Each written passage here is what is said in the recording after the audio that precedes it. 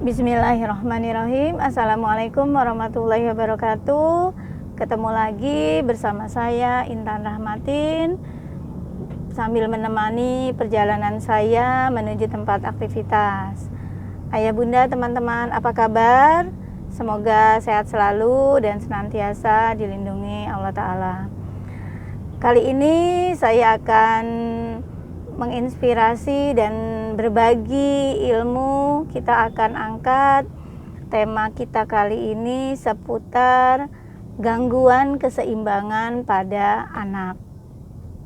Nah, ayah bunda, teman-teman, seringkali gangguan keseimbangan pada anak ini luput dari perhatian, apalagi jika anak kita masih usia 2-5 tahun. Karena di usia segitu anak-anak cenderung sering ceroboh, sering kurang awas dengan kondisi di sekitar. Jadi kita berpikir itu wajar-wajar saja karena memang anak kecenderungannya terburu-buru. Jadi kalau kita lihat jalannya tidak stabil, goyang,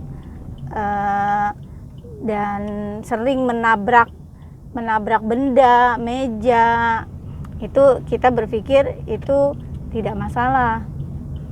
Nah, tetapi ayah bunda, teman-teman, dalam jangka panjang gangguan keseimbangan pada anak ini kalau tak segera diatasi dapat menjadi masalah dalam perkembangan tumbuh kembangnya ke depan, bahkan mempengaruhi kondisi perilaku anak.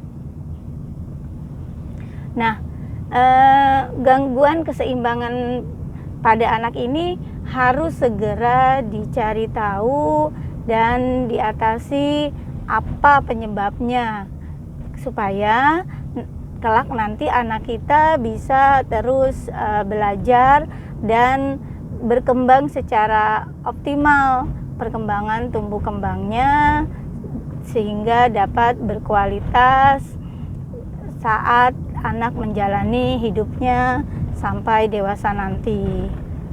Nah, ayah bunda, teman-teman, gangguan keseimbangan ini biasanya berhubungan dengan sistem vestibular. Mungkin kata-kata vestibular ini kurang familiar ya di telinga ayah bunda dan teman-teman. Apa sih sebetulnya vestibular itu? Apa itu sistem vestibular? Nah, sistem vestibular ini punya peran penting bagi tumbuh kembang anak kita secara optimal. Sistem vestibular ini ada di dalam telinga tengah. Reseptornya itu terletak di dalam telinga tengah. Selain sebagai sistem vestibular itu fungsinya sebagai keseimbangan tubuh. Nah, selain sebagai keseimbangan tubuh, sistem vestibular ini juga penting untuk orientasi tubuh kita atau tubuh anak.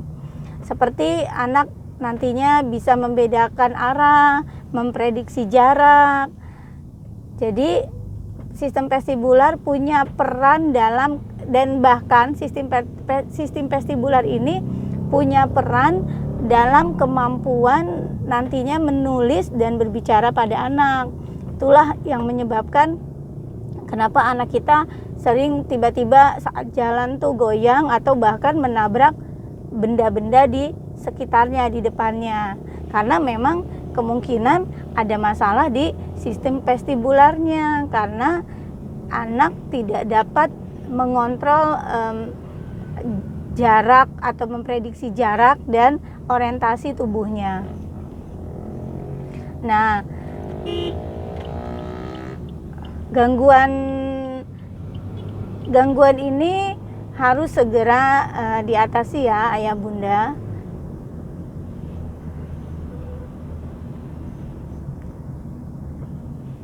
Nah, untuk menstimulasi sistem vestibular ini sebetulnya pada saat anak bayi itu juga sudah mulai bisa distimulasi vestibularnya, seperti saat bunda atau ayah menggendong bayi atau menggendong anak kita. Dengan diayun-ayun pelan-pelan itu juga menstimulasi sistem vestibular. Nah, gerakan yang dirasakan anak kita atau bayi pada saat digendong, digoyang dalam gendongan itu dapat menstimulasi sistem vestibularnya dan dapat membuat anak merasa nyaman.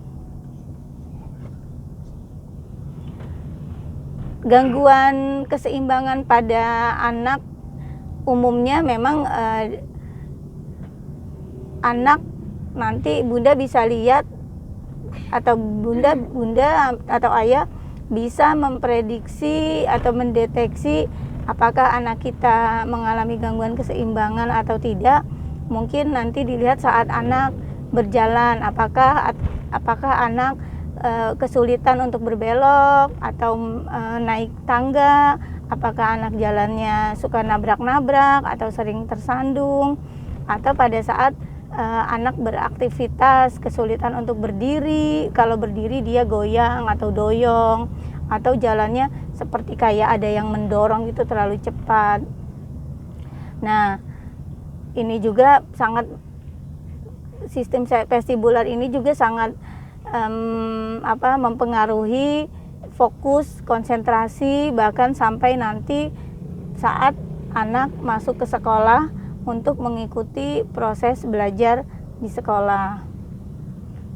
Yang paling sering memang gangguan keseimbangan pada anak ini mungkin disebabkan adanya infeksi pada telinga, ya, atau bisa juga karena trauma, anak pernah berapa kali atau sering jatuh, jadi menyebabkan trauma di kepala atau leher.